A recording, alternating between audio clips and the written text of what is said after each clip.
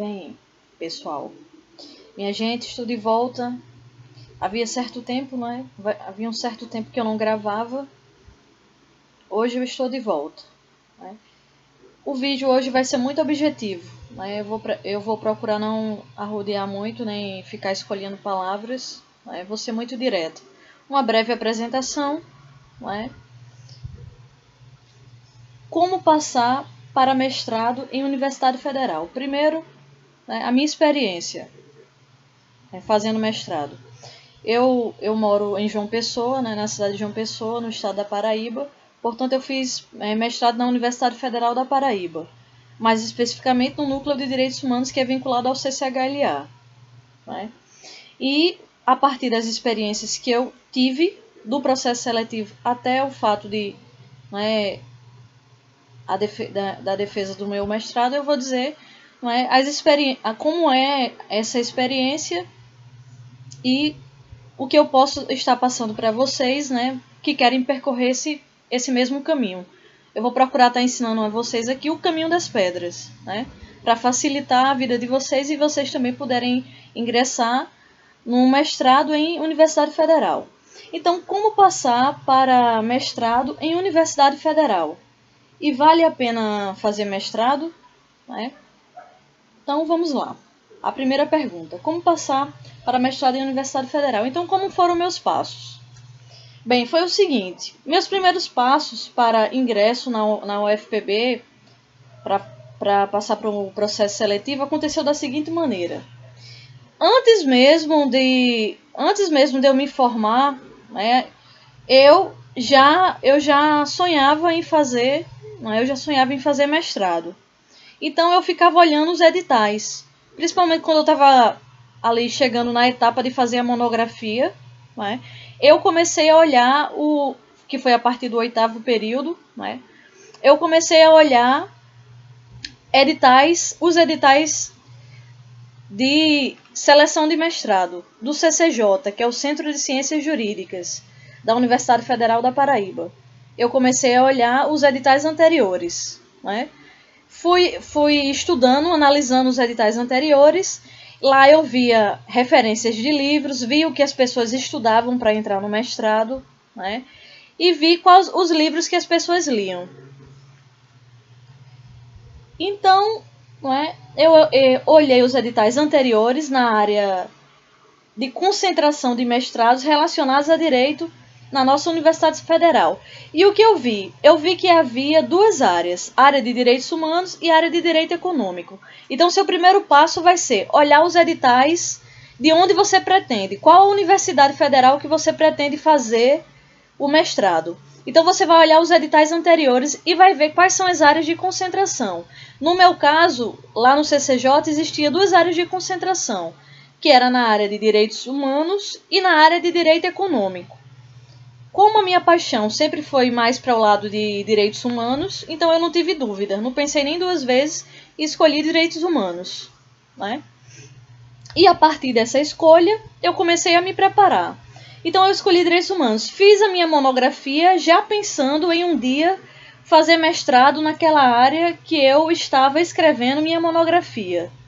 No caso, na área de direitos humanos. Quer dizer, eu já escrevi o meu projeto de monografia e em seguida escrevi minha monografia já pensando em um dia fazer o meu projeto de doutorado e fazer o meu projeto de mestrado e fazer o meu mestrado. Né? Então já fui arquitetando os planos desde a época da graduação. Então, você que é aluno da graduação, que está me ouvindo agora, que está me assistindo, né? Você que está aí no 8º período, no 9º período, que está começando a escrever o seu projeto de monografia, ou já está escrevendo a sua monografia, já está no 9º período, 10º período, finalizando ou começando a escrever sua monografia. Se você tem interesse, né, na docência, ou se você tem interesse em fazer o mestrado, né, você já pode fazer isso também que eu fiz. Porque esse é um caminho que vai lhe levar ao êxito, né, mais na frente no processo seletivo de mestrado. Né? Então, já escolha, procure casar o tema que existe na área de concentração do mestrado que você pretende fazer com o mestrado, o mestrado que você pretende fazer, com a sua monografia que você está escrevendo. Procure casar essas duas coisas. A área de concentração, escreva a sua monografia na área de concentração daquilo que você pretende fazer o mestrado, porque isso vai lhe ajudar muito. Então eu vi os livros indicados no edital de mestrado do CCJ e utilizei alguns desses livros na minha monografia. A minha monografia ficou muito boa o nível. Meu orientador, o professor Flammarion, que ele é doutor tanto em Direito como em Filosofia, ele me ajudou muito, me orientando muito bem.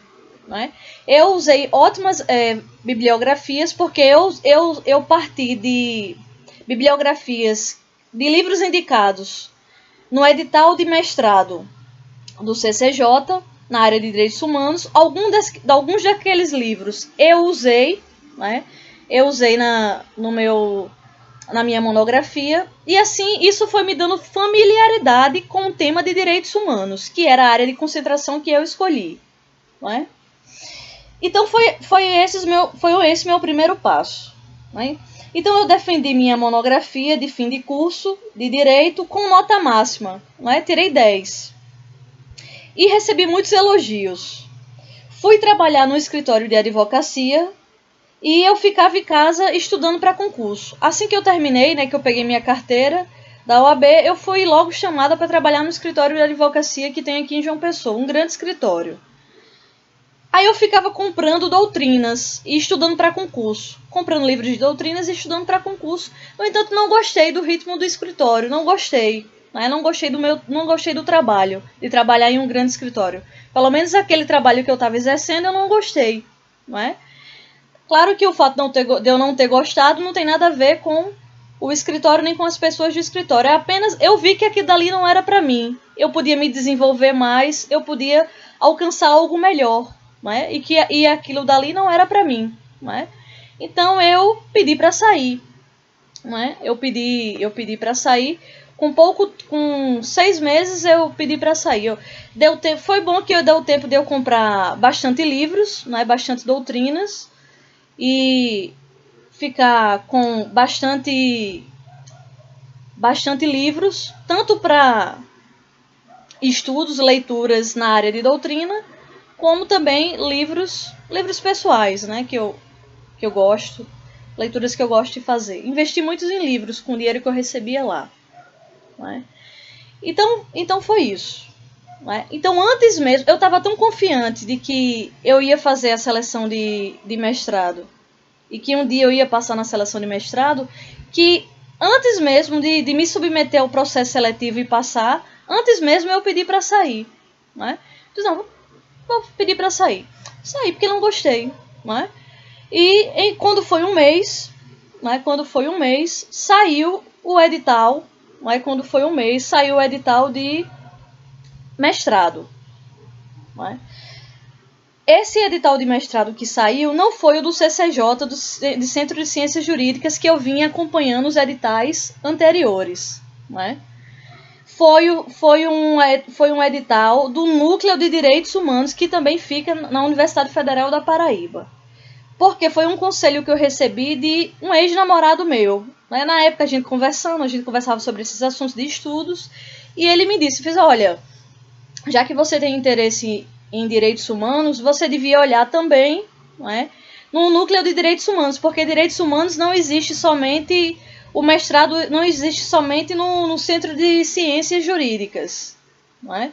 Não existe somente no Centro de Ciências Jurídicas. Existe também lá no Núcleo de Direitos Humanos. Então eu fiquei olhando. Aí eu fiquei olhando tanto no CCJ como no NCDH. O que saiu primeiro foi o do NCDH. Eu ficava olhando o do CCJ e o do NCDH. E o do NCDH, do Núcleo de Direitos Humanos, saiu primeiro o edital. né? Então, como foi ele que saiu primeiro, o de lá que saiu primeiro, então eu escolhi o que saiu primeiro, né? Escolhi o que saiu primeiro. Fiz pronto. Vou tentar esse, né? Caso eu não passe nesse, eu faço do CCJ. Né? Aí eu fui, né, olhar o edital, fazer a leitura do edital. Quando eu fui fazer a leitura do edital de mestrado, né, do Núcleo de Direitos Humanos, eu vi que uma das linhas se enquadrava de maneira perfeita no que eu escrevi para minha monografia. Isso é muito importante, tá, minha gente? O que eu tô falando não é encheção de... só para encheção de linguiça, eu não tô falando isso como uma maneira de apenas dizer, isso daí todo mundo sabe. Não, isso é muito importante. Leia o edital e veja se aqueles livros e veja se o que você escreveu para um projeto de mestrado, para um projeto de seleção de mestrado, se enquadra com aquele edital, com aquilo que você escreve, se você tem um domínio daquela área de concentração. Quando eu li o edital, eu vi que uma daquelas linhas de lá, na área de concentração de direitos humanos, se enquadrava perfeitamente naquilo que eu estava precisando. Né? Se enquadrava perfeitamente naquilo que eu estava precisando. Então, a partir disso, o que eu fiz? Resolvi fazer, de imediato me inscrevi nesse processo seletivo. Né? Pronto, então agora vamos começar o primeiro passo. Como foi o primeiro passo? Eu me inscrevi, né, depois da inscrição no mestrado. Como foi que eu fiz? Primeiro passo. Né? Primeiro passo. Qual é o primeiro passo? O primeiro passo que ao você se inscrever num processo seletivo, né, de mestrado, você vai se submeter à prova escrita. Né? A prova escrita. E como é essa prova escrita? Primeiro, todo mundo sabe que não há identificação. A pessoa não se identifica na prova. Não pode haver identificação. Você vai ser identificado por código. Você vai receber um número e você não assina a prova. Você vai se identificar pelo número. Certo? E você tem que escrever bastante. Né? Você tem que escrever bastante na prova. Certo? Na prova de mestrado. Agora, quando a gente diz que é para escrever bastante, não é? Quando você diz que é para escrever bastante, isso não quer dizer, não é, que você deva fazer aquelas introduções que é apenas enrolação. Né? Você, de fato, tem que ter o domínio. E é por isso que, para você se submeter à prova escrita, você não pode ir para a prova escrita correndo o risco de deixar de ler nenhum livro. Você tem que ler todos os livros. Quando você pegar o edital, você vai ver quais são os livros. Eu aconselho a você, porque tem gente que faz isso e acaba se perdendo. Tem gente que faz assim, eu vou olhar o edital um ano antes, vou ler os livros antes, e quando for um ano depois, eu já vou ter lido todos os livros e vou precisar só revisar. Não faça isso, tá, gente? Não faça isso, porque senão você vai se prejudicar dessa maneira. Porque todo ano há mudança nas referências bibliográficas. Claro, se você quiser ter familiaridade com a área e quiser ler um livro ou outro e escrever algo com aqueles livros dos editais anteriores, ok. Agora, não saia lendo todos os livros para você, como se você fosse fazer a prova. No entanto, você só vai fazer a prova daqui a um ano. Não faça isso, porque quando você chegar a sua vez de fazer a prova, quando chegar no ano que você da avaliação que de fato você vai participar, aí os livros já vão ser outros. Pode ser que um ou outro seja igual, não é? No entanto, muitos vão mudar, não é? Muitos vão mudar. Então, o que é que eu aconselho? Não é? O que é que eu aconselho para vocês? Não é? Eu aconselho para vocês, não é, ler todos os livros a partir da sua inscrição no mestrado. Você se inscreveu no mestrado, olhou o edital, inscrito, aí você vai procurar fazer uma leitura rápida. Ler com velocidade não significa apenas passar os olhos, fazer uma leitura Não é? Ler rápido quer dizer, ler para o concurso público quer dizer você ler e você compreender o que está escrito. Porque se você só cumprir tabela, ou se você só cumprir sua obrigação, não é para ler, eu li. Não é para ler X páginas, então eu li X páginas. No entanto, você tem que ter a capacidade crítica sobre aquela leitura. Você tem que ler e você tem que compreender o que está escrito, a ponto de você fazer uma reflexão, opinar sobre aquilo que o autor escreveu e ter uma opinião própria formada daquilo. Ou se você vai concordar, se você vai discordar, e se você concorda, se você discorda, dizer o porquê. E também entender o que o autor disse e dizer como o autor disse, com as suas palavras. Compreender é isso, entende? Então, é necessário que leia rápido, porque não são poucos livros. Em média, é no mínimo 5 livros. No mínimo são 5 livros. Em média, é de 5 a 10 livros que você tem que ler para fazer essa prova escrita. Na minha época, salvo engano, foram de 5 a 7 livros que eu li para poder fazer essa prova de mestrado. Então, eu passei na primeira etapa, né, no primeiro passo, que foi a prova escrita, eu passei com 8,5, né? Eu escrevi bastante, escrevi 7 laudas, não é pouco, tá, gente? Porque foi apenas uma pergunta, o que é mais difícil, né? Se torna mais difícil, porque quando faz mais de uma pergunta, você vai distribuindo os pontos, né? Você responde uma aqui, você não foi tão bem naquela outra, uma compensa a outra, porque você responde mais na outra pergunta. Agora, quando não acontece isso, né? Quando é apenas uma pergunta e você tem que dar tudo de si naquela única pergunta, se torna mais difícil a prova. E foi o que aconteceu comigo. Foi apenas uma pergunta. E eu tive que escrever o máximo possível sem fazer encheção de linguiça. Eu tive que escrever, de fato, com propriedade. Né? Então é isso. Né? Ler todos os livros. Né? Procurar ler todos os livros de maneira rápida para dar tempo de ler tudo. Porque você só vai ter o quê? Um mês, pouco mais de um mês, estourando 2 meses para ler tudo. É o tempo que leva da inscrição para a primeira prova. Então, procurar ler rápido, né, e ler tudo. E compreender bem, né, ter a capacidade crítica sobre aquela leitura de todos os livros. Pronto. Tem alguns editais que coloca, além dos livros, coloca conteúdo programático como uma maneira de lhe orientar. O que eu aconselho a vocês? Se apegue mais aos livros do que ao conteúdo programático. Porque o conteúdo programático, as respostas, em tese, as respostas têm que estar naqueles livros. Porque se não estiverem naqueles livros, de alguma maneira, vão lhe dar uma ideia para você ter gabarito para poder escrever sobre aquilo. Então, é melhor você se atentar às referências bibliográficas, aos livros em si, do que ao conteúdo programático, do que eles lhe norteiam de como podem ser as perguntas do dia da sua prova. Agora, é claro que você tem que estudar tudo, não é? Você tem que ser o mais completo possível no seu estudo. Ok? Pronto, então prosseguindo. Né? Então, essa é a primeira etapa. Deixa eu ver se ficou faltando mais alguma coisa para dizer. Escolha para fazer o projeto uma área que você domine. Sim, aliás, isso aqui é... Escolha uma área de concentração. Pronto, na primeira fase, né, você já vai ter escolhido. É por isso que é muito importante você escolher a área de concentração ainda na primeira fase, ok? Na prova escrita.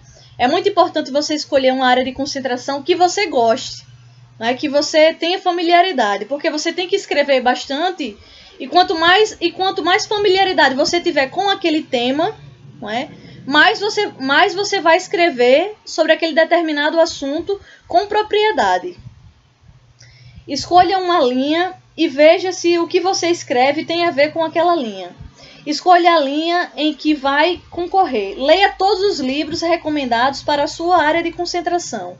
Procure fazer leitura rápida, né? Foi o que eu já tinha dito, porque são muitos livros e a leitura tem que ser crítica a ponto de você conseguir compreender o que está escrito no livro. Então, após, fique tranquilo e vá fazer a prova escrita. Aí, como eu já disse, né, Eu escrevi 7 laudas, eu não estou dizendo que você tem que escrever 7 laudas, nem mais nem menos do que isso. Na verdade, eu tô só dando um norte. Apenas uma pergunta para você ter uma ideia. Uma certeza é que você tem que escrever muito. Agora é escrever muito com propriedade, não é? Com compreensão do que está sendo dito. Então, apenas uma pergunta, eu escrevi 7 laudas. Se a prova tiver mais perguntas, você tem que escrever mais ainda. E eu ainda achei pouco. Quando eu escrevi 7 laudas, eu saí da prova, né, eu pensei assim, eu devia ter escrito mais. No entanto, tudo que eu podia escrever com conteúdo, eu tinha escrito. Então, não tinha mais o que escrever. Eu escrevi 7 laudas. E eu ainda achei que escrevi pouco. Né? Então, escreva bastante. Né? Escreva bastante no dia e usar aquele requisito da coerência, né? da coesão, conforme uma redação comum, né? Que se faz. Né? Sempre ter uma boa escrita do português, né? Sempre ter uma boa escrita do português, sempre ter uma boa noção de clareza nas palavras, concisão. Concisão é escrever o suficiente para que, em poucas palavras, os leitores compreendam aquilo que está sendo colocado no texto. Então, os requisitos que a gente aprende desde a época da escola vale para tudo, inclusive a nível de mestrado, tá certo? Então, sempre ter cuidado na coesão do que está escrevendo, na coerência do que está escrevendo, não é? As palavras têm que estarem muito bem concatenadas. A sua opinião tem que estar muito bem exposta, muito bem escrita. Não é só escrever. É escrever bem e saber o que está falando, saber o que está dizendo. Né? A coerência é muito importante, a coesão é muito importante para uma boa escrita. Uma boa escrita, ok? É por isso que quem vai fazer mestrado, geralmente as pessoas que vão fazer mestrado são pessoas que têm um bom domínio, né, têm um bom domínio da língua portuguesa e que escrevem bem, já costumam escrever e leem muito. Para você escrever bem, você tem que ler bem. Né? Quem é um bom leitor é um bom escritor. Certo? Então é isso. Isso é a primeira fase, certo? É a primeira etapa da prova escritas. Esses são os meus conselhos para vocês na prova, né, na prova escrita. Qualquer mestrado que você vá fazer numa universidade federal, se você seguir esses conselhos que eu estou dando para vocês, você vai estar bem preparado na prova escrita. Esse é o primeiro passo. Agora vamos para o segundo. Vamos para o segundo passo, certo? O segundo passo, né? O segundo passo vai dizer o seguinte. Vai ser a prova de análise do projeto, né? Na segunda fase vai analisar o seu projeto. E como é essa análise do seu projeto? Como é? Então, como eu já disse, né, que na primeira fase eu fiquei com 8,5, né? Na prova do projeto, na prova escrita eu fiquei com 8,5. E na prova do projeto? Na prova do projeto eu fiquei com 9,5. Lembra do que eu disse para vocês? Ou foi 9 ou 9,5. Foi entre 9 e 9,5. Com certeza não foi menos do que isso. Foi 9 ou 9,5, né, que eu fiquei. Que também nós já estamos em 2020. Eu passei na seleção de mestrado em 2013, já faz muitos anos, né? Muitos anos. E já faz 7 anos isso. E defendi em 2015. Né? Já faz 5 anos que eu defendi e já faz 7 anos que eu passei. Então, na prova do projeto eu tirei, foi 9 ou 9,5. Me parece que 9,5. Né? 9,5. Foi entre isso, ou foi 9 ou foi 9,5. Uma dessas duas notas. Né? Certeza. E por que eu tirei uma nota boa nessa prova de análise do projeto? Porque eu me programei, por isso que eu estou dizendo para vocês que vocês comecem a se programar, a não ser que você já tenha terminado o curso. Se você já terminou o curso, não tem problema, não precisa se desesperar, tá, gente? Se você terminou o curso e você quer começar a se preparar para o mestrado agora, né? Você quer começar a se preparar para o mestrado agora, dá tempo ainda. Dá tempo e tem total condição de dar certo para você.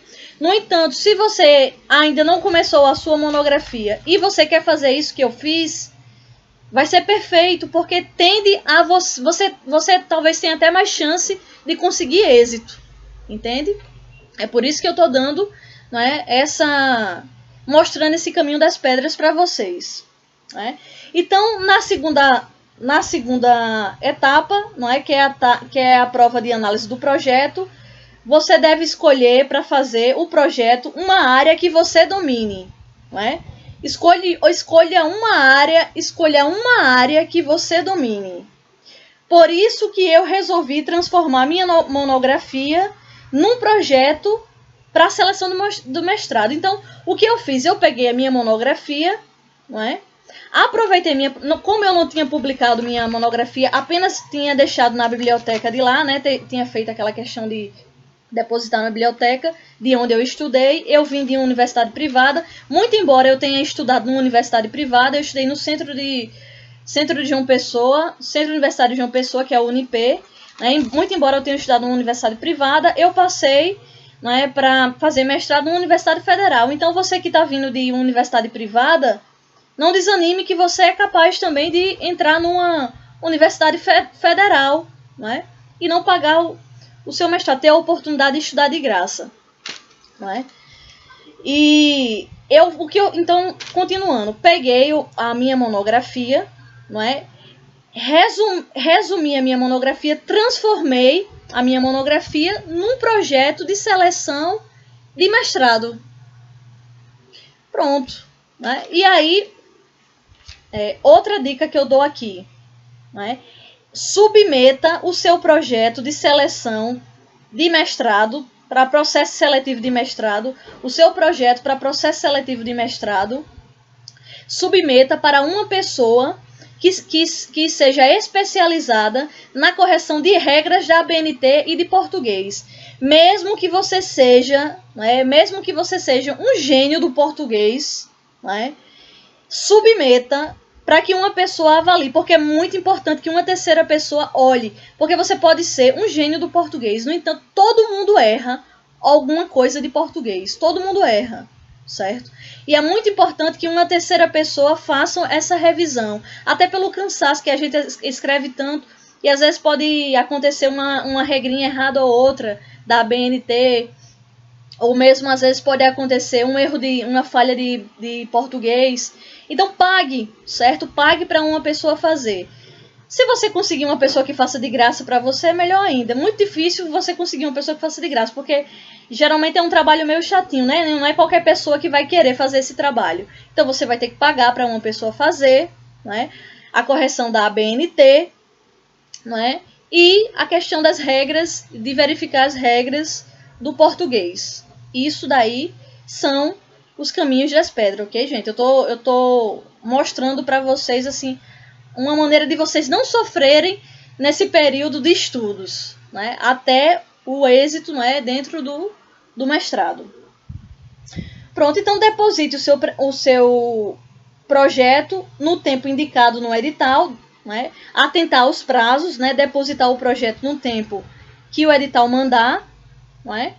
Então, e aguarde o resultado com tranquilidade. Né? Como eu disse, eu segui esses passos e quando eu fui ver minha nota, né, fiquei com 9,5. Né? Pronto. Então vamos para o próximo. Já falamos da primeira etapa, que foi a prova escrita. Já falamos da segunda etapa, que foi a análise do projeto. Né? Agora vamos para a terceira etapa. Como foi a terceira etapa? Bem, na terceira etapa é a prova de proficiência. Né? A prova de proficiência na terceira etapa. Certo? Na terceira etapa, é necessário que você domine uma língua estrangeira, de preferência inglês ou espanhol. Claro que haverá outras línguas, sempre há, às vezes eles botam italiano, botam alemão, francês. No entanto, a minha recomendação para você que é uma pessoa mediana é que tem pessoas que são pessoas geniais, que conseguem falar 10 línguas, né? Consegue falar alemão, francês, consegue dominar o alemão, né? Enfim, no entanto, isso não é comum. Uma pessoa comum, como eu, como a maioria das pessoas, consegue dominar uma língua ou duas, né? Estrangeira. E geralmente, não é? Desde a época da escola, aprendemos o inglês e o espanhol. Então, pode ter certeza que toda seleção de mestrado vai ter proficiência inglês e espanhol. Possa ser que haja outras línguas? Pode. No entanto, vamos fazer o que é mais comum, não é?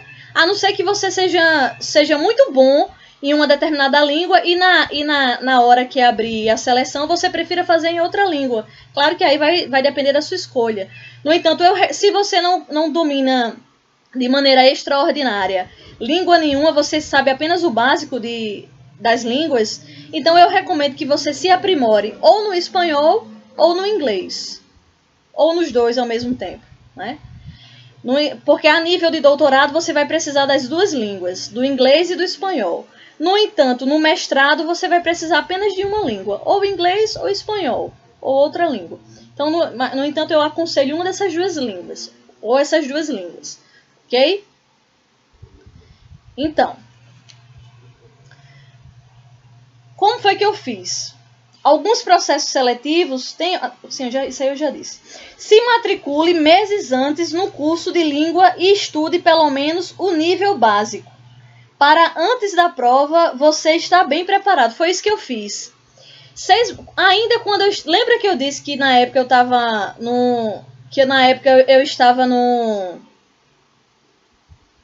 escritório? Pronto, eu saía do escritório, eu ia estudar espanhol. Quando eu saía do escritório, eu ia estudar espanhol no centro de línguas. Eu fazia compensação de horário. E no outro dia eu chegava mais cedo e compensava o horário. Eu saía mais cedo no dia e no outro dia eu compensava o meu horário. Como eram poucas aulas e a maioria das coisas eu estudava em casa do espanhol, eu tinha essa liberdade de fazer isso, que era apenas uma vez na semana. E mesmo assim eu fazia compensação de horário.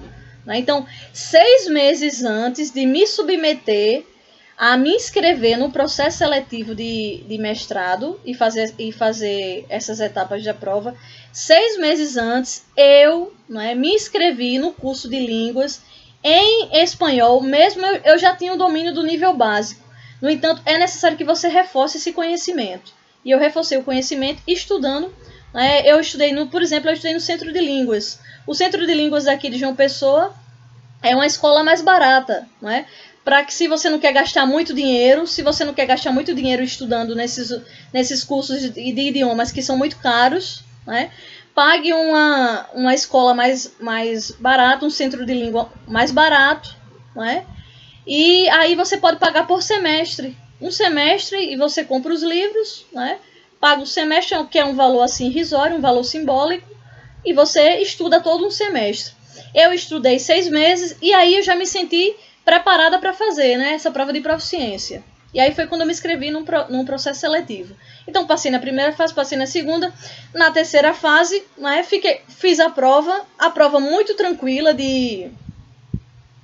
a prova de proficiência muito tranquila. Claro que eu também não vou dizer, se você não tiver nenhuma noção do inglês ou do espanhol, claro que não vai dar para passar se você não tiver nenhuma noção. Mas se você tiver noção, pelo menos do nível intermediário, ou ao menos do nível básico, dá para você passar. Inclusive, eles permitem até a consulta do dicionário, certo? Não se preocupe com tradução de palavras, que o que eles olham mais lá é se você consegue contextualizar a prova, né? O contexto todo do texto. Não somente interpretar palavras ao pé da letra, não é? Até porque eles cedem lá, na hora eles dão. Né? Você pode levar o seu dicionário, né? Pegar o dicionário da biblioteca e usar o dicionário normalmente, ok? Não se preocupe, que o que eles vão verificar é se você tem uma capacidade de ler em outra língua e fazer uma contextualização daquele assunto em outra língua, ou na língua espanhola ou na língua inglesa. No meu caso, eu escolhi o espanhol, porque é uma língua que eu acho mais bonita, não é? É uma língua que eu tenho mais familiaridade desde a época da escola. Eu tenho noção de inglês, não é? O meu inglês, não vou dizer que eu sei de inglês, que eu domino o inglês. No entanto, eu estudando, eu consigo desenrolar com tranquilidade uma prova de inglês. No entanto, eu preferi escolher o espanhol, não é? Porque por eu ter mais... Né, tem gente que acha a gramática do espanhol mais difícil, não é? E no meu caso, eu acho eu não gosto muito, não acho bonita a língua inglesa. Eu acho mais bonita a língua espanhola. e por eu achar a língua espanhola mais bonita, por isso que eu sempre estudei mais a língua espanhola. Apesar da gramática, a gramática do inglês é mais fácil, a gramática do espanhol é mais fácil. Agora, as pronúncias do inglês é mais difícil, né? Agora, para pronunciar o inglês é mais difícil. Agora, para estudar gramática, o espanhol é mais difícil. No entanto, eu sempre gostei mais do espanhol. Então, escolha o que você tem mais familiaridade. Sempre você tem que escolher aquilo que fica melhor para você, né? Aquilo que se adequa mais para você. No meu caso, se adequou mais o espanhol e para você, né? Se você puder dominar os dois ao mesmo tempo, melhor ainda. Dominar o inglês e o espanhol, certo? Se você souber o nível básico ou o nível intermediário de uma dessas duas línguas ou dessas duas línguas, quando chegar na sua prova de proficiência, você vai tirar nota boa com tranquilidade. Nessa fase, nessa terceira etapa, eu fiquei com a nota 9, né? Fiquei com a nota 9 nessa etapa de proficiência. Fiquei com 9, fechado, né? Então, pronto. Já falei da primeira fase, da primeira etapa. Já falei da segunda etapa, não é? Já falei da terceira etapa, agora eu vou falar da quarta, né? Agora eu vou falar da quarta e última etapa. Não é? A quarta e última etapa é a prova oral. Né? A quarta e última etapa é a prova oral. Essa prova é a prova mais simples. Mas por incrível que pareça, muito embora essa prova seja a prova mais simples, ela se torna um pouco, como é que eu posso dizer? Ela se torna um pouco rigorosa pela maneira como ela é aplicada, certo? É uma etapa, porque a banca vai deixar você à vontade. Com certeza a banca vai deixar você à vontade. Porém, você vai esperar que a banca faça perguntas sobre seu projeto, porém vão fazer perguntas subjetivas. Vão fazer perguntas subjetivas que não tem nada a ver com o seu projeto, nem com o tema da área de concentração, nem com a linha que você resolveu competir. Quer dizer, as perguntas que eles vão fazer não tem nada a ver. Se você espera que... Não, vai perguntar algo. Ou vai perguntar algo sobre a linha que eu escolhi, vai perguntar na área de concentração que eu escolhi, né? Ou vai perguntar sobre o projeto, né, que eu escrevi para essa seleção. No entanto, ele não vai fazer perguntas, não vai começar fazendo perguntas assim. A banca vai fazer perguntas subjetivas, exatamente para você ser você mesmo, para você procurar ser o mais você possível, né? Naquela banca, naquele momento, né? Então, vão perguntar qual a finalidade em você fazer mestrado. Por exemplo, eles vão perguntar qual a finalidade em você fazer mestrado. E aí você tem que ser o mais sincero possível na resposta. Você vai dizer qual a sua finalidade em fazer mestrado. As respostas que eles esperam, né, são respostas do tipo: de que maneira você pretende contribuir para aquele programa? Você vai ser apenas mais um número de matrícula na Universidade Federal ou você vai contribuir de alguma maneira? O que você tem para somar? O que você tem para acrescentar com esse programa? O que eles vão querer é algo desse tipo. O que eles vão querer é algo desse tipo. Entende? Se você pensa em ser aluno bolsista, vão perguntar se você pensa em ser aluno bolsista. Justamente para ver se você está aí aplicando, como é que eu posso dizer, uma visão apenas mercantilista. Tá vindo fazer mestrado porque tá usando o mestrado como se fosse uma maneira de trabalho, como uma maneira de ganhar dinheiro.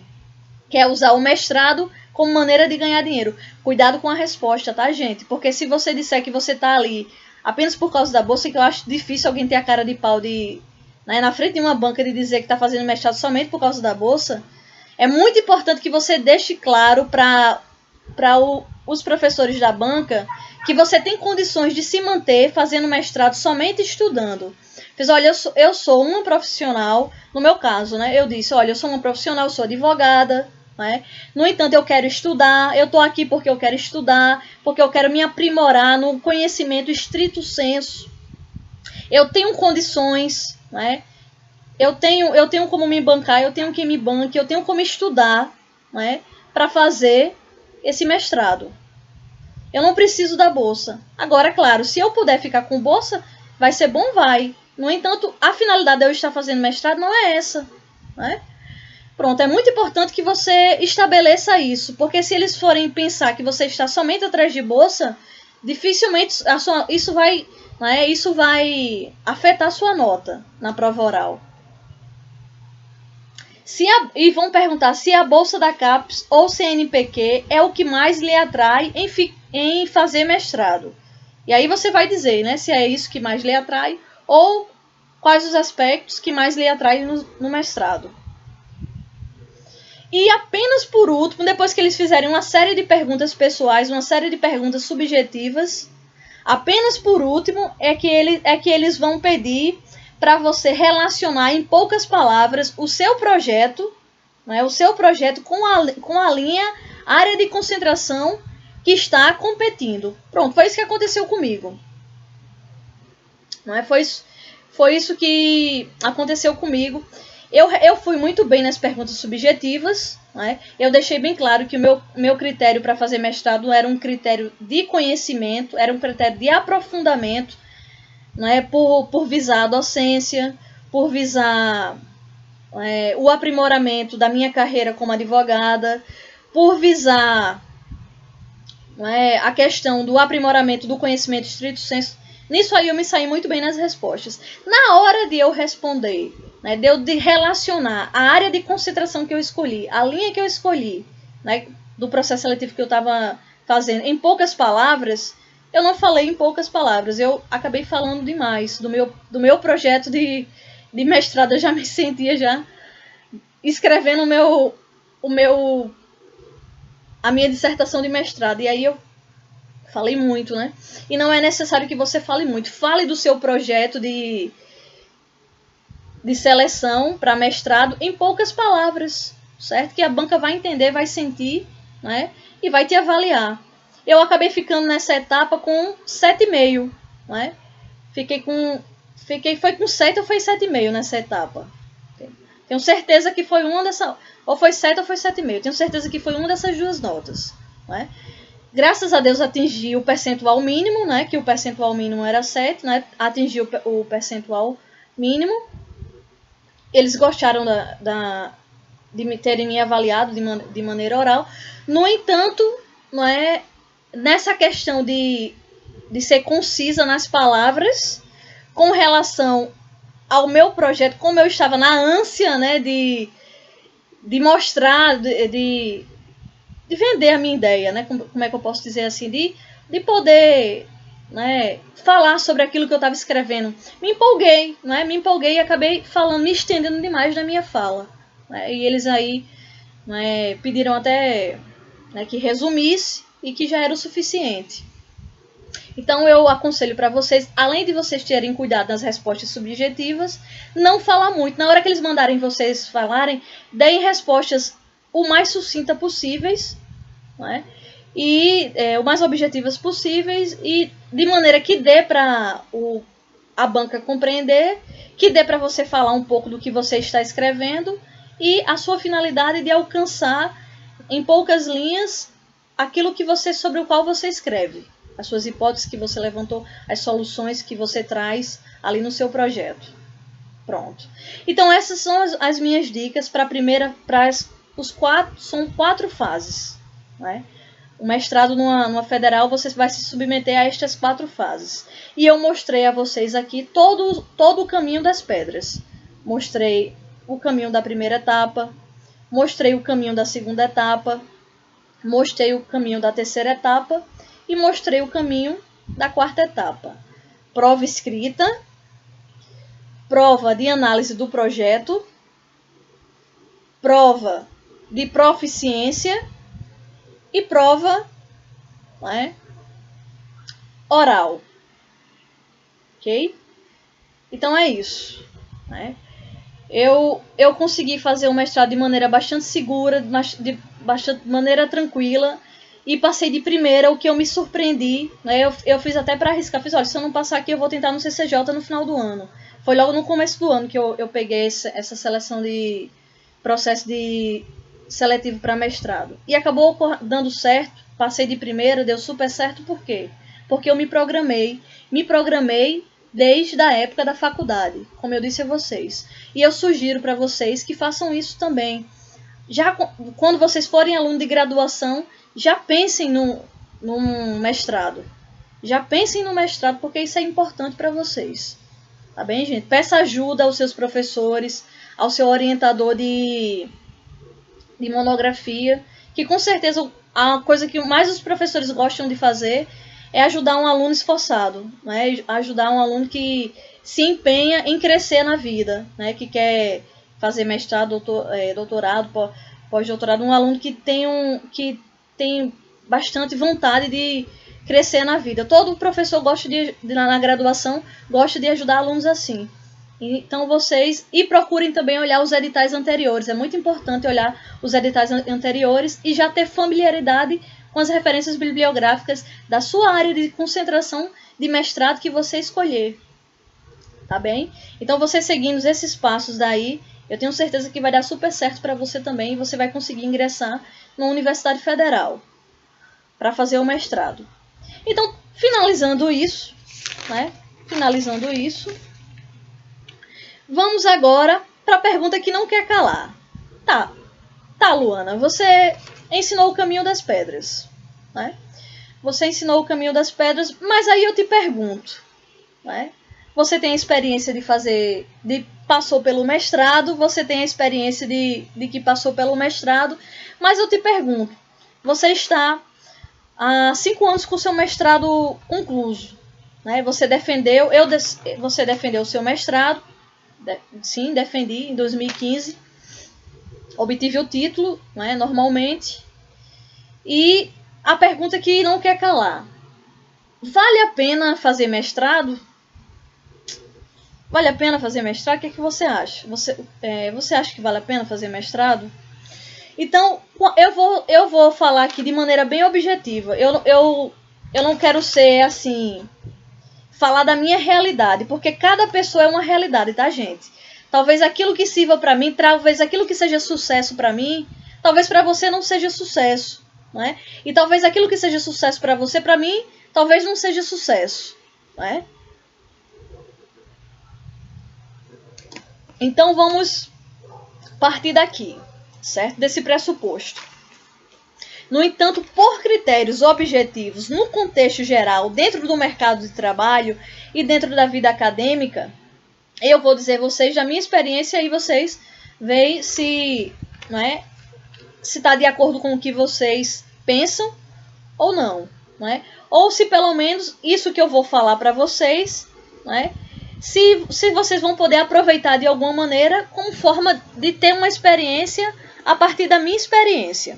Então eu separei essas perguntas em dois blocos. Eu vou dizer os aspectos positivos de fazer mestrado, porém também vou dizer os aspectos negativos de fazer mestrado, certo? Porque existem os aspectos positivos, porém também existem os aspectos negativos. E a partir dessa minha opinião, vocês vão chegar ao denominador final de vocês. Bem, primeiro aspecto positivo. Crescer em conhecimento estrito sensu. O mestrado vai lhe aprimorar. Se você quiser conhecer a fundo uma determinada área, se você quiser se especificar no conhecimento estrito sensu, o detalhe do... Sabe aquela viagem do detalhe, do detalhe, do detalhe, do detalhe, do detalhe, do detalhe? O estrito sensu, você você ir o mais profundo do conhecimento, pronto. Faça o mestrado, ok? Esse é o aspecto positivo, né? Produzir um livro, outro aspecto positivo. Produzir um livro para publicação na área que você gosta de escrever, estudar, né? Você vai produzir um livro para publicação na área que você gosta de escrever, você vai ter a oportunidade de publicar um livro. Porque ao você escrever uma dissertação de mestrado, não se escreve pouco, né? Numa dissertação de mestrado, em média você vai escrever no mínimo 100 páginas. Uma dissertação de mestrado pode chegar até a 200 páginas ou mais de 200 páginas, uma dissertação de mestrado. A minha, salvo engano, ficou com as 140 ou foi 150 páginas. Salvo engano, foi isso. Foi entre 125 a 150 páginas. Ok? Eu escrevi bastante na minha dissertação de mestrado. Então, em regra, se escreve muito numa dissertação de mestrado, de maneira que dá para você transformar a sua dissertação num livro e publicar. Eu, por exemplo, eu tive a oportunidade de publicar em capítulos de artigo num livro coletivo que os meus colegas da mesma linha que eu publicaram.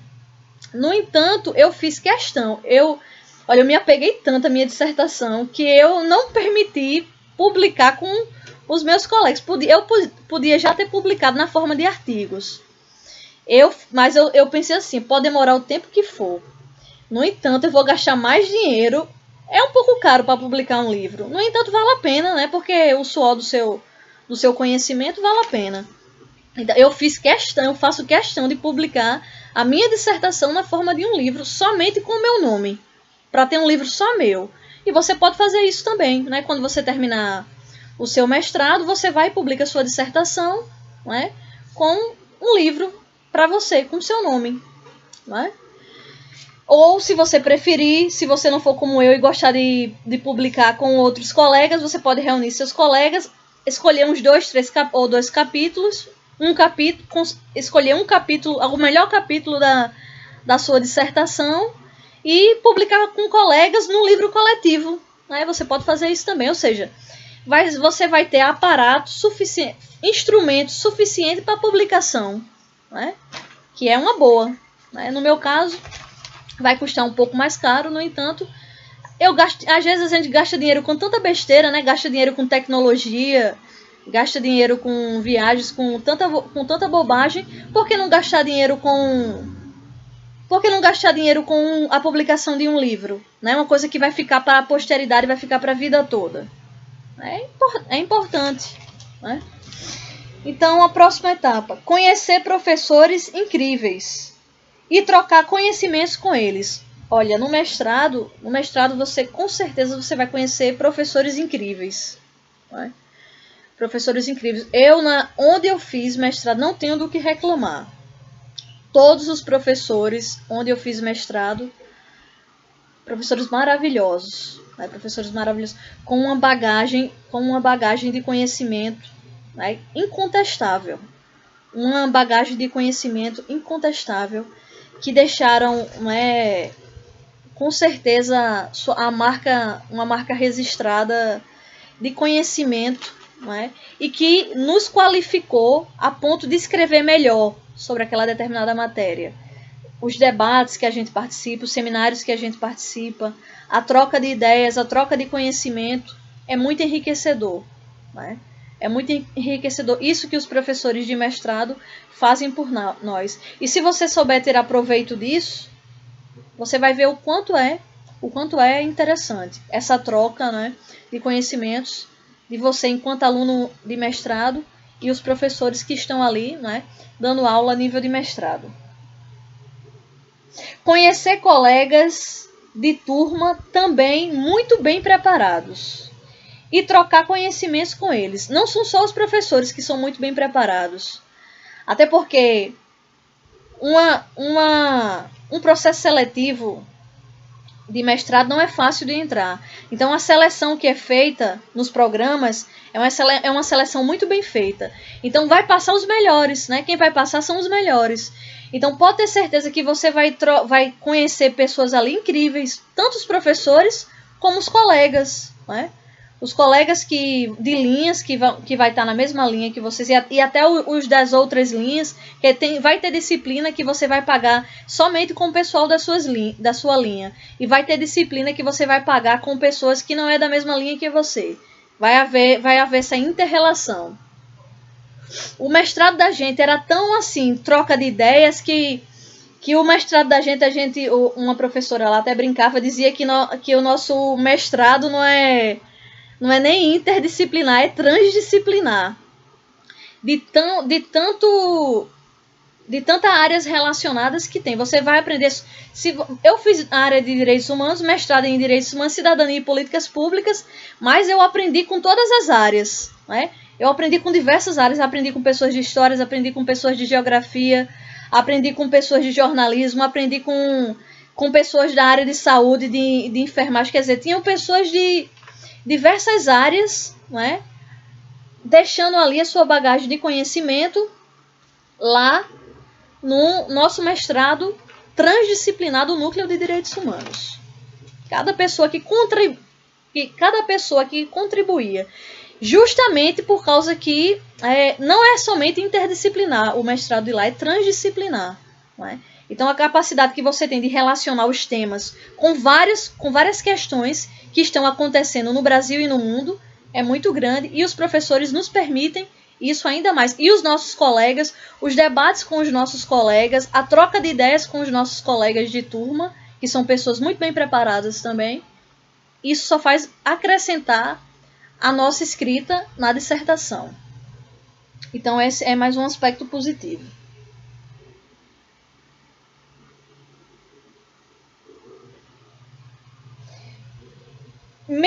Sim, aí vem o menos importante. A oportunidade de ganhar dinheiro estudando. Quem aqui não quer ganhar dinheiro estudando? Né? 2 anos de mestrado. Dos 2 anos de mestrado, que o mestrado dura 2 anos, 24 meses. Né? Então, dos 2 anos de mestrado, eu consegui ficar com bolsa durante 1 ano. Né? Foi um ano de bolsa. Né? Foi um ano de bolsa. E o que eu posso dizer? Esse dinheiro que esse não pode ser o seu único objetivo, ficar com a bolsa, como eu já vinha dizendo. Né?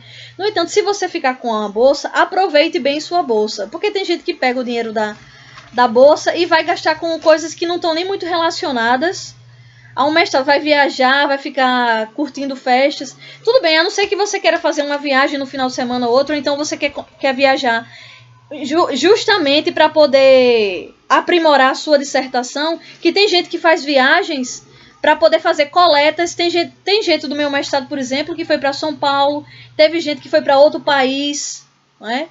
Teve gente que foi para Itália, teve gente que foi para São Paulo. Quer dizer, por quê? Muitas vezes com recursos próprios e algumas vezes também com recursos da bolsa de mestrado. Por quê? Porque isso auxilia, não é? Isso auxilia no quê? Isso auxilia na sua participação e na sua escrita do mestrado. Então você tem que... Agora, também se você quiser usar o dinheiro para se divertir, você também é filho de Deus, você também é filha de Deus. E também deve usar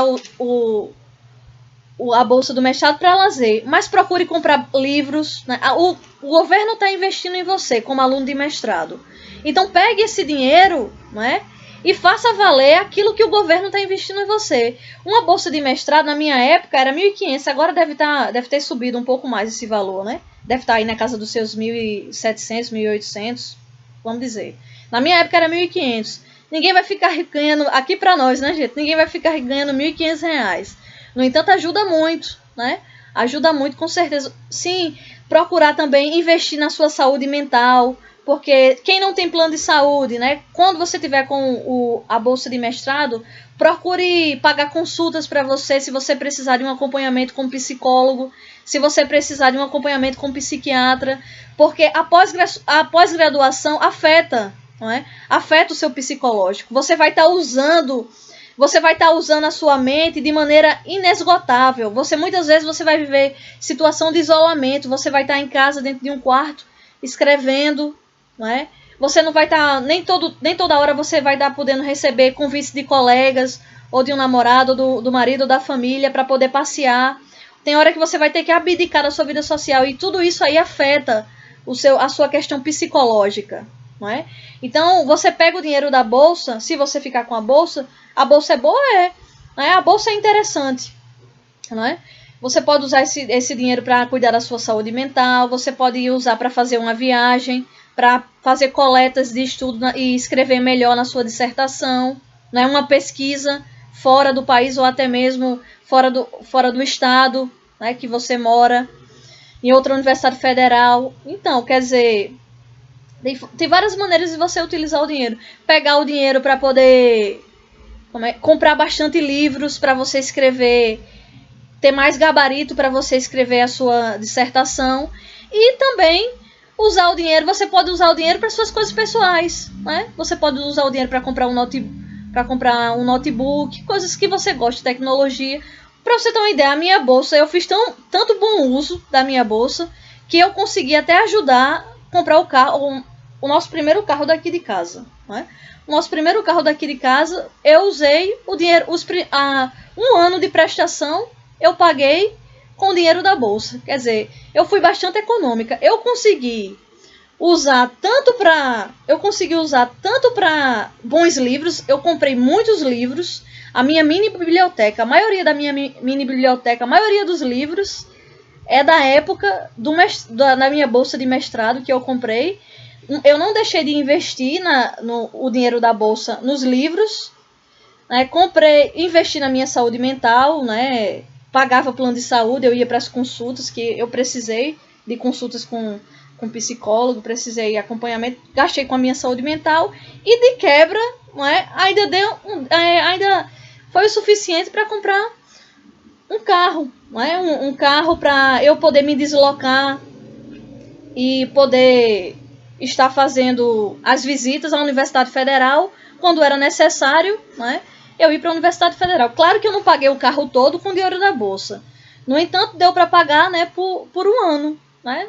Eu fiquei na bolsa com um ano e deu para pagar por um ano. Quer dizer, a bolsa nos ajuda muito, né? É como se você estivesse fazendo algo profissionalizante. É um mestrado e ao mesmo tempo é uma profissão. É uma profissão estudante, né? Você está estudando e ao mesmo tempo trabalhando, investindo, procurar usar o seu dinheirinho da melhor maneira possível, né? Pronto, é isso.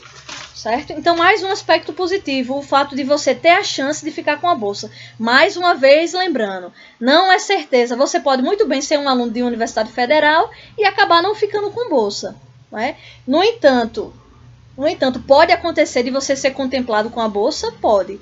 Principalmente se você passar bem, né? Se você conquistar os primeiros lugares, né? Eu passei muito bem. Eu lembro que nesse processo seletivo que eu passei de mestrado, eu fiquei entre os 3 primeiros lugares, né?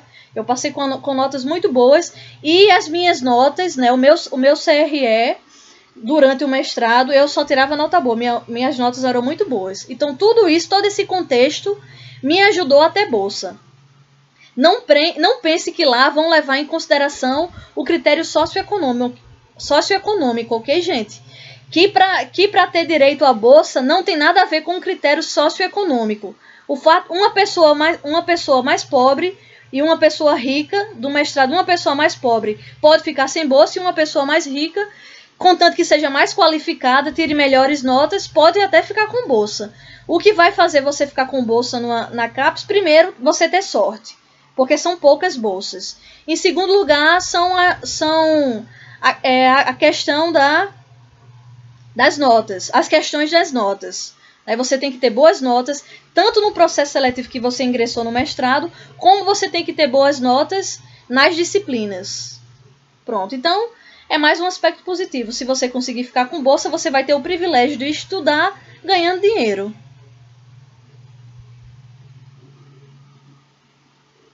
E outra coisa, se tem uma bolsa pela CAPES ou pela CNPq, é mais um motivo que enriquece o seu currículo Lattes. Com certeza você colocando lá que foi bolsista pela CAPES ou foi bolsista pelo CNPq, isso enriquece seu currículo, ok? Oportunidades de dar aula, outro aspecto positivo. Oportunidades de dar aula, ganhando dinheiro para quem tem vocação à docência. Se você gosta, né? Se você gosta de dar aula, né? Se você gosta de dar aula, vai ser uma maneira, né, de você ganhar um dinheirinho de vez em quando, né? Você sabe que as universidades privadas, né, não pagam, não é a remuneração não é lá essas coisas, ok, gente? Eu não vou aqui iludir a vocês. Eu não vou iludir, eu tenho que dizer a verdade, né? Então, não pense que você vai fazer um mestrado, aí você vai botar todas as faculdades para dar aula e vai ser chamado por todas as faculdades privadas para você dar aula na sua área que você fez mestrado. Isso não existe, ok? E quando você for ser chamado, geralmente você vai ser chamado para começar dando aula por módulos. E o dinheiro não é lá essas coisas, você vai ganhar por hora. Se você vai dar aula para graduação, né, você vai ganhar por hora. Vai ser um pouco menos que você vai ganhar a título de graduação. Se você for dar aula a título de pós-graduação, aí é um dinheirinho até melhor, né? A título, se você for dar aula para o pessoal pós-graduação, que nós que temos mestrado podemos dar aula para o pessoal da pós-graduação, no caso para o pessoal de especialização, né? Se você for dar aula para o pessoal de especialização ou para o pessoal de mestrado, aí você vai ganhar um pouco mais. Aí aliás, para o pessoal de mestrado não, para o pessoal de especialização. Quem tem mestrado pode dar aula para o pessoal de especialização. E aí a hora é mais bem remunerada, né? Em média, quando você dá umas 4, 5 aulas, né? 4, 5 aulas você já recebe o quê? Uns R$2.000 dando aula a nível de pós-graduação. A nível de pós-graduação. Agora, a nível de graduação, o dinheiro é pouco, né? Pode chegar aí na casa do... Você dando um módulo, vamos dizer, você dando um módulo de uma disciplina em uma faculdade, o que você vai ganhar é entre 450, R$500, estourando 800.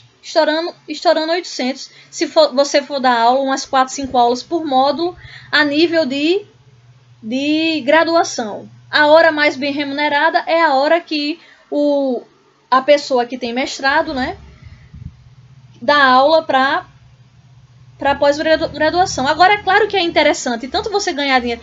Já imaginou 2, 3 aulas que você dá, 4 aulas que você dá, 5 aulas estourando, você já ganha 450, você já ganha R$500, você já ganha R$600. Por poucos dias de trabalho, você já vai ganhar o quê?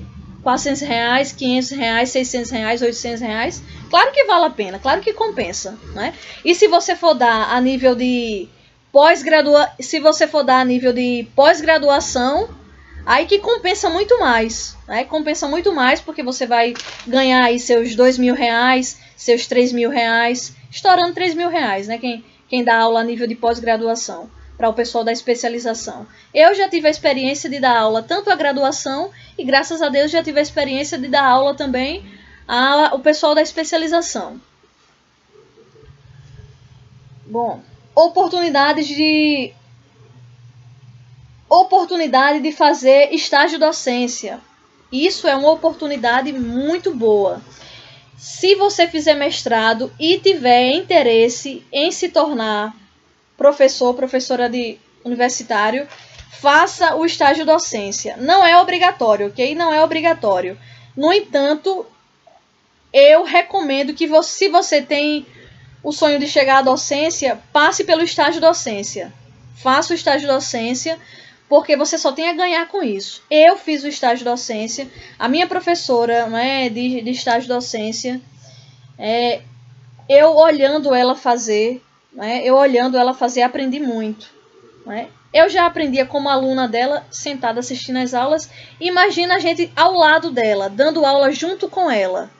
Tinha dia que ela deixava a gente sozinha, né? De propósito, ela nem ia, deixava a gente sozinha. Eu e outra colega que dava aula comigo no estágio docência. Então foi 3 meses assim e é muito enriquecedor. A gente dava aula no estágio docência para o pessoal de serviço social. E serviço social é um curso, né, à noite que o pessoal tudo trabalha na área de direitos humanos. Muita gente trabalha na área de direitos humanos. E o que eu aprendi de conselhos de direitos humanos na área da criança e do adolescente e de conselhos de pessoas com deficiência, por causa do conhecimento dos alunos de serviço social, a gente dando aula, né, em estágio docência. Isso graças a quem? A nossa professora de estágio docência, que foi a professora Nazaré, né? A experiência dela, né? Aquilo que ela nos possibilitou em ganhar de conhecimento ali, isso não tem preço, ok, gente? Não tem dinheiro nenhum que pague isso, entende? Então, você que pretende ser professor, ser professora de universitária, fazer, né, o estágio docência, que é mais um aspecto positivo. oportunidade de dar palestras, podendo ou não ganhar dinheiro a depender do convite. Gente, palestras, nem sempre... Tem gente que vai chamar você para dar uma palestra, nem sempre a palestra vai ser remunerada. Algumas vezes eles dão um dinheirinho sim, mas vocês têm que pensar no certificado, né? O certificado que você vai receber da instituição. Você tem que pensar no seu nome, que você está começando, você ficar conhecido nas instituições, isso é importante. Você ser uma referência naquela área, né? Você ser bem avaliado numa palestra, isso é importante. Independente do dinheiro, se você tem condição de trabalhar, né, sem necessariamente estar ganhando dinheiro, né, se você tem outras fontes de ganhar dinheiro e você faz aquilo dali porque você gosta, você dá a palestra porque você gosta, é muito ok, certo, gente? Vale muito a pena. Né? Eu já tive a oportunidade de dar palestra que não me pagaram nem R$1 e eu fui e dei a palestra, que eu estava me sentindo preparada para dar aquela palestra. Como teve uma palestra que eu fui chamada, que eu estava muito ocupada, eu ia ganhar dinheiro e eu não fui. Né? Porque não é só a questão do dinheiro. Quando a gente faz o que gosta, não é só a questão do dinheiro. É a questão do nosso nome, é a questão da gente fazer o nosso... fazer o nosso... Como é que eu posso dizer? O nosso currículo Lattes de experiência como palestrante e até mesmo como professora horista, não é? Dando aula, professora convidada. Isso é importante, isso é enriquecedor. Até como palestrante também é enriquecedor para o nosso currículo. Ok, gente? E sempre pegar os certificados, sempre que der aula, pegar os certificados e estar colocando, né, isso no currículo Lattes.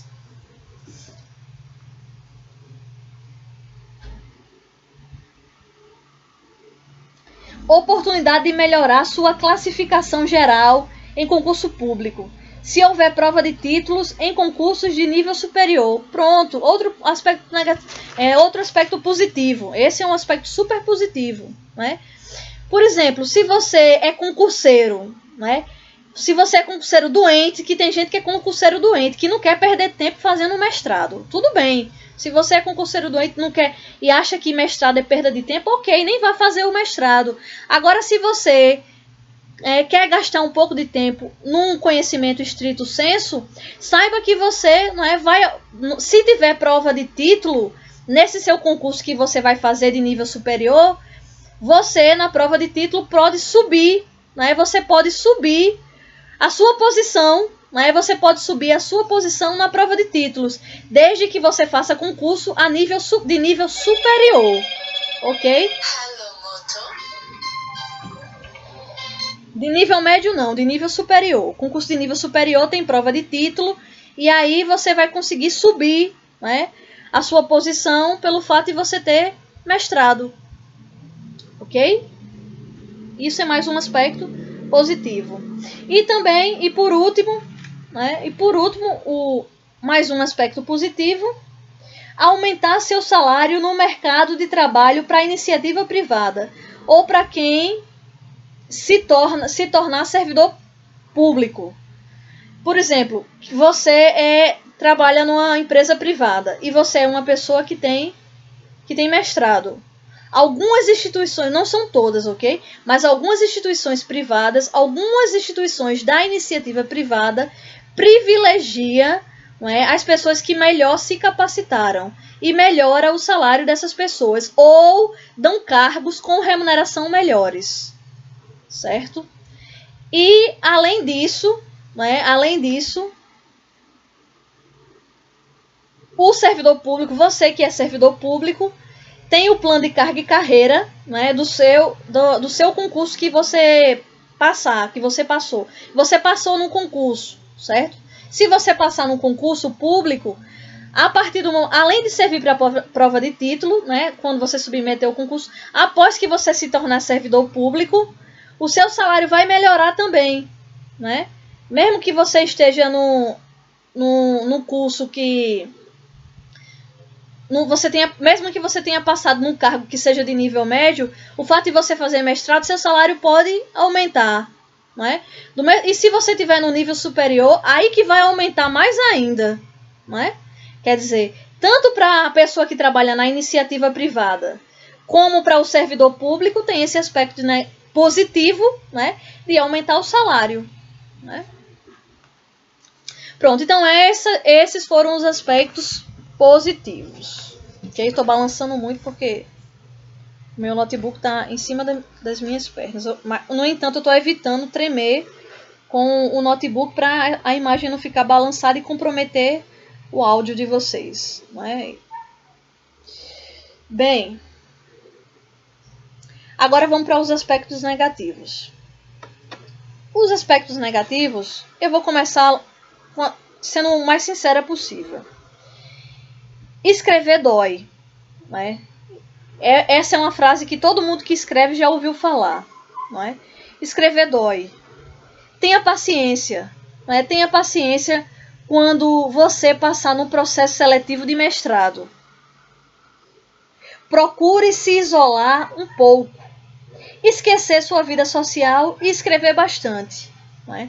Você muitas vezes vai se sentir angustiado ou angustiada, porque você vai escrever ali, você vai trazer problemas, não é? Hipóteses na sua dissertação de mestrado, que muitas vezes não vai ter soluções e outras vezes que nem vai ter solução. E você vai ter que dizer que a solução para aquilo dali é estudar mais um pouco aquela área e procurar soluções em outras áreas. Quer dizer, muitas vezes você vai conseguir solução para aquelas hipóteses, outras vezes você não vai conseguir solução para aquelas hipóteses. E você vai ter que desmembrar outra área para poder trazer solução para aquelas hipóteses que você está levantando, não é? Na sua dissertação de mestrado. Então você tem que escrever bastante, né? Você tem que escrever loucamente. E para você escrever muito, né? E com propriedade, tendo a compreensão daquilo que você está escrevendo, né? Você precisa se isolar.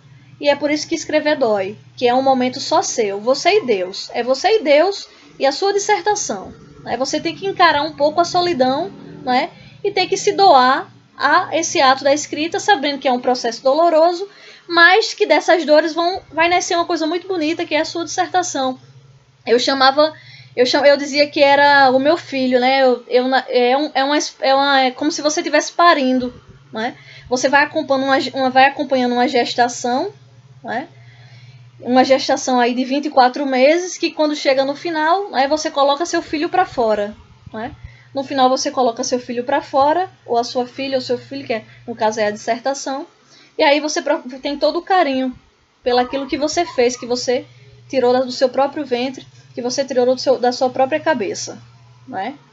Então, tenha paciência quando você passar numa seleção de mestrado, que você se tornar aluno de mestrado e começar a escrever a sua dissertação. No início você vai sentir um pouco de dificuldade, porque escrever dói. No entanto, com o tempo, você vai se adaptando ao ritmo de escrita, né, e vai escrever o melhor possível. Para quem não gosta de ler, nem ouse fazer mestrado. Agora, outro aspecto negativo. Se você não gosta de ler, nem ouse fazer mestrado. Nem pense em fazer mestrado, nem passe pela sua cabeça.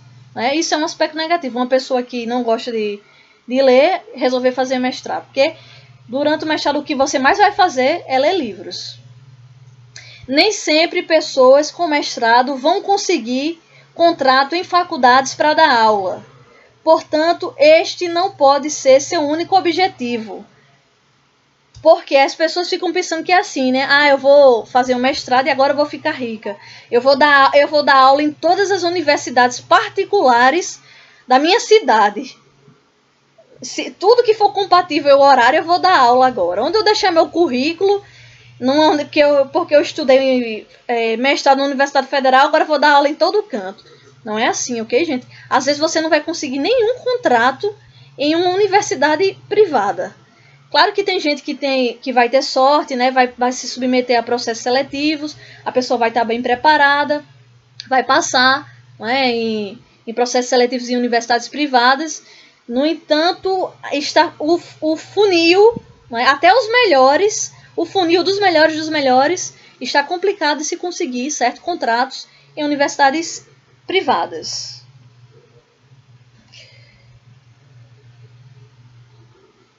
Assim como também pessoas com mestrado nem sempre vão ter seus salários aumentados na iniciativa privada do mercado de trabalho. Portanto, este não pode ser seu único objetivo.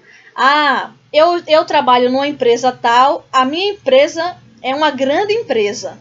Eu tenho mestrado, fiz mestrado numa universidade federal. Então, eu vou ser de gerente para cima. Eu vou ser de advogado sênior para cima.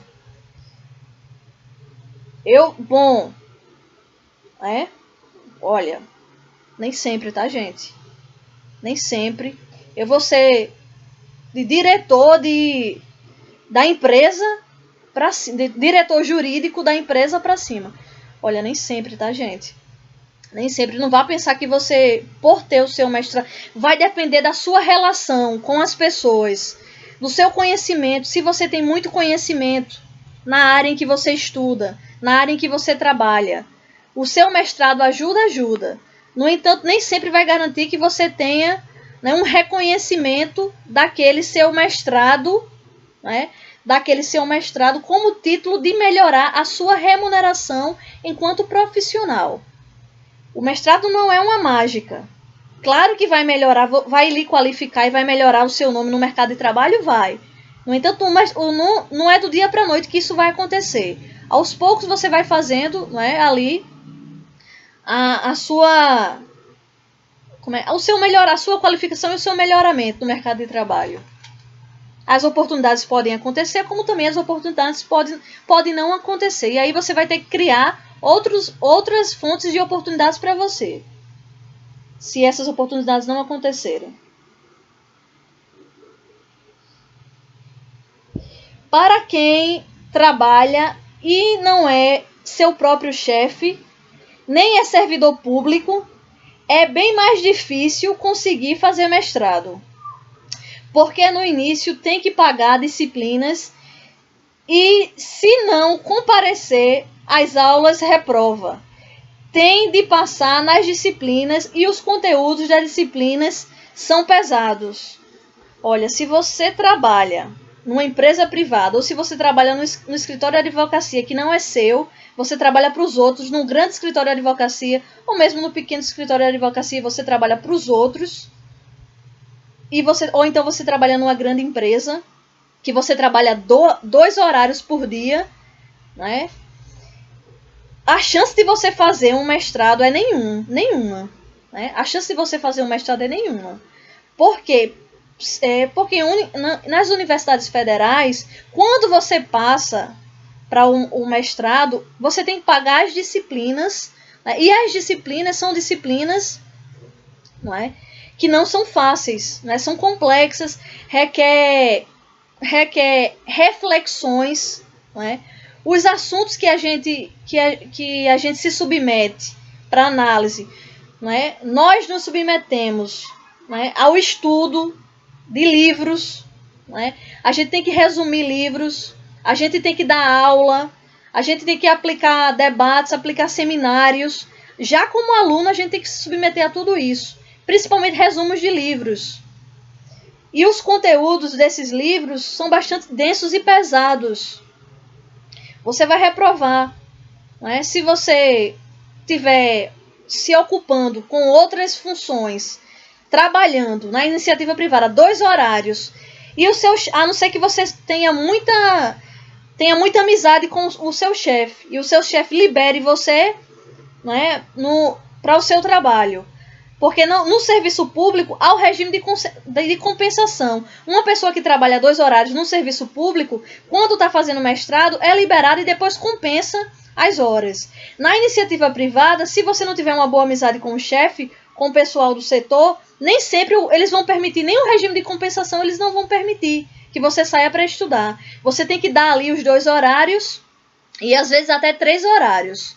Né? Você chega de manhã e só sai de noite. Então fica impossível uma pessoa que trabalha na iniciativa privada fazer mestrado numa federal por esses motivos, por causa que tem que pagar as disciplinas. E mesmo depois, na fase que você fica escrevendo a dissertação em casa, os professores ficam cobrando prazos que você não pode estar trabalhando. Você tem que estar somente estudando. Entende? Pelo menos para você fazer bem o mestrado e você conseguir passar no mestrado. Para poder dar certo, né, você tem que estar se dedicando de corpo e alma ao seu mestrado, a não ser que você tenha o seu próprio negócio, que você tenha o seu próprio escritório, ou então que você tenha uma amizade muito íntima com o chefe do trabalho, de maneira que você dê para conciliar esses horários. Né? Não sendo essas suas exceções, não invente de fazer mestrado trabalhando 2 horários a 3 horários na iniciativa privada. Ok? Deixa eu ver se tem mais alguma coisa aqui. Portanto, não é uma boa ideia fazer mestrado trabalhando na iniciativa privada. Exemplo, trabalhando para outras pessoas em setor de advocacia ou numa empresa privada. Pronto, eu sou da área de direito, né? Eu sou formada em direito e tenho mestrado em direitos humanos, cidadania e políticas públicas. Então, eu sou da área jurídica. Tudo que eu estudei até hoje foi na área jurídica. O meu mestrado, o que eu escrevi, teve um pouco de filosofia, teve um pouco de ciência política, mas o meu mestrado é essencialmente jurídico. Então, a minha bagagem de conhecimento é na área de direito. E o que eu posso dizer para vocês da área de direito que são advogados, né?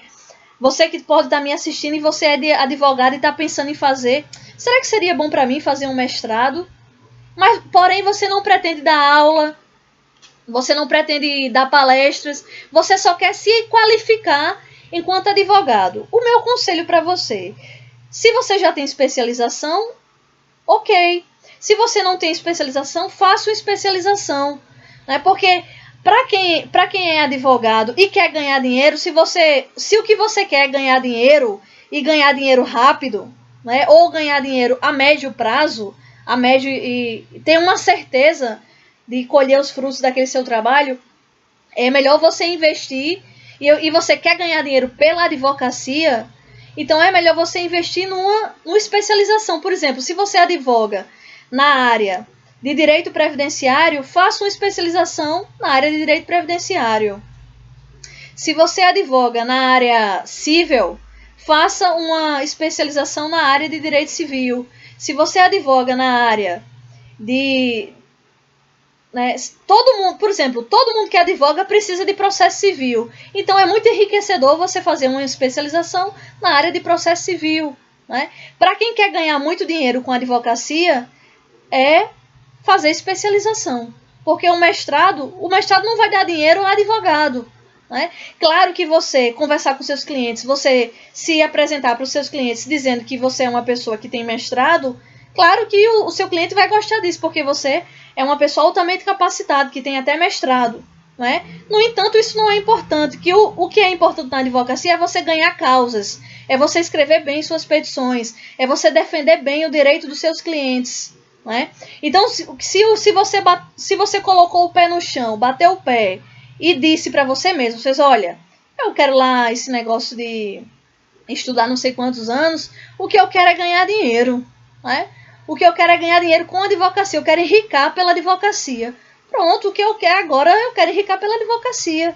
Então eu vou pegar muitos processos lucrativos, e eu vou me especificar numa área. Nem que eu comece a ter dinheiro daqui a 1 ano, 2 anos, 3 anos, 5 anos. No entanto, eu prefiro esperar a colheita da advocacia do que eu passar 2 anos fazendo mestrado, depois pensar num doutorado, mais 4 anos de doutorado. Eu prefiro plantar na advocacia para receber bastante dinheiro da advocacia. O que eu quero é lograr êxito, ganhar bastante dinheiro com a advocacia. Então esqueça o mestrado. Né? Esqueça o mestrado. Ok? Vá fazer uma especialização, vá em busca da captação dos clientes e vá ganhar dinheiro com a advocacia e esqueça esse negócio de conhecimento estrito sensu.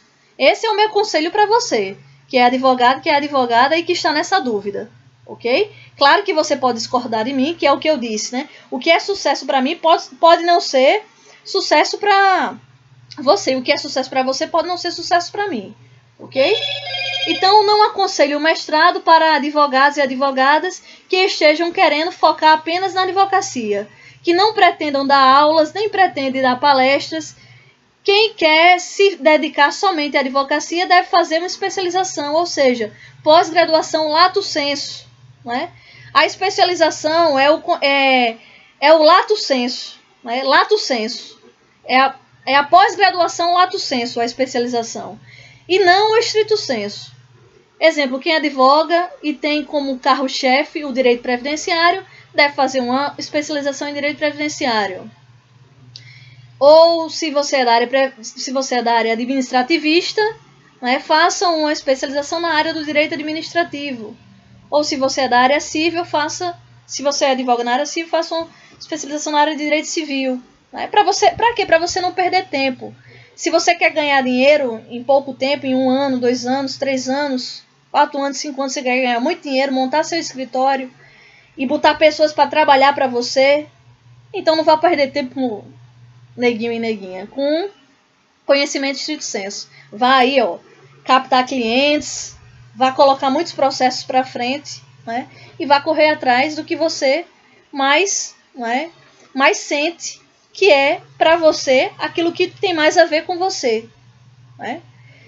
Agora, claro, se você mesmo assim achar que dá para você ser um advogado, ser um bom advogado ou uma boa advogada, e ao mesmo tempo que você está fazendo a captação dos clientes, está conseguindo ganhar dinheiro com a advocacia, e mesmo assim quer fazer um mestrado e um doutorado, como é o meu caso, né? Eu fiz mestrado e mesmo assim continuei advogando. Eu amo a advocacia. Eu não tenho a menor dúvida que eu nasci para ser advogada. Né? Continuo estudando para concurso público, continuo. No entanto, eu pretendo continuar ganhando cada vez mais dinheiro com a advocacia, porque eu amo a advocacia. E com a advocacia dá para se ganhar algum dinheiro, e muitas vezes dá para se ganhar muito dinheiro com a advocacia se você souber fazer. E se você buscar parcerias e ir atrás dos clientes, captar os clientes. Né? Então eu amo a advocacia, sou apaixonada pela advocacia. No entanto, quis fazer mestrado e não me arrependi. Né? Resumindo, eu não me arrependi de fazer o mestrado. Falei para vocês aqui os aspectos positivos, falei para vocês aqui os aspectos negativos. E aí, né, eu espero que esses 4 passos que eu falei a você de como foi que eu ingressei no mestrado tenha ajudado a vocês e que vocês apliquem e que dê super certo para vocês também. Assim como eu desejo, né, que ao vocês ingressarem no mestrado, que vocês gostem de fazer mestrado, que vocês terminem, defendam bem, passem no dia da sua defesa, né, passe na avaliação, né, sejam aprovados na sua defesa de mestrado e vá aí para o mercado de trabalho. Né, ou ganhar dinheiro dando aula, ou ganhar dinheiro sendo advogada, ou seja lá qual a área de que você é. Você pode estar me assistindo e ser da área de saúde, você pode estar me assistindo ser médica, ser médico, ser enfermeiro, ser enfermeira. Isso vale para qualquer área que eu estou dizendo. Isso aqui que eu tô falando, claro, mais para o pessoal da área de direito, mas isso vale para qualquer área, esses passos que eu falei aqui. Tá bem, gente? Isso é a essência de um mestrado numa universidade federal. Não é? E eu espero que tenha ajudado vocês, né? Que tenha ajudado todos vocês e que tenha contribuído. Né? Qualquer dúvida, podem me mandar e-mail lá no fórum, né, de discussão. Tem o meu e-mail. Vocês pegam o meu e-mail, mandem um e-mail para mim, se comuniquem comigo. E eu desejo a vocês todo o sucesso do mundo. E se vocês gostaram desse vídeo e vocês pretendem assistir outros vídeos desse tipo de assunto ou assuntos semelhantes a esse, né, coloque um gostei no vídeo se você gostou. E se inscreva no canal, né? Se inscreva no canal, porque eu vou trazer vídeos. Eu sou cristã, trago os vídeos de evangelização e também trago vídeos de estudos de concurso, estudos acadêmicos, né? Para quem gosta da área de docência, para quem gosta da área de advocacia e outras áreas, né? Tudo que for de conhecimento, eu procuro compartilhar aqui no canal. Então, por gentileza, se inscreva no canal e se você gostou, né? Coloque aí o gostei, tá bem? Então, um forte abraço, muito sucesso para todos nós, né? E beijos no coração de todos vocês. Com relação a essa questão do coronavírus, né? Com certeza não precisamos nos desesperar, porque Deus está no controle de tudo, Não é? Deus está no controle de tudo. Deus está cuidando da saúde de cada um de nós. Algumas mortes vão ser inevitáveis, vão acontecer algumas mortes. No entanto, que Deus proteja a minha casa, a mim, a minha casa, a todos os meus familiares, não é? E que Deus proteja também a casa de vocês. Não é? Que seja o mínimo de mortes possíveis. E que esse vírus desapareça, né? Vá embora. Né? Não aconteça um número menos possível, né? de óbitos. E que vá embora, né? Desse planeta Terra, esse vírus. Né? Muita saúde para todos nós. Muita paz nos nossos corações. Um beijo no coração de todos vocês. Muito sucesso para todos nós.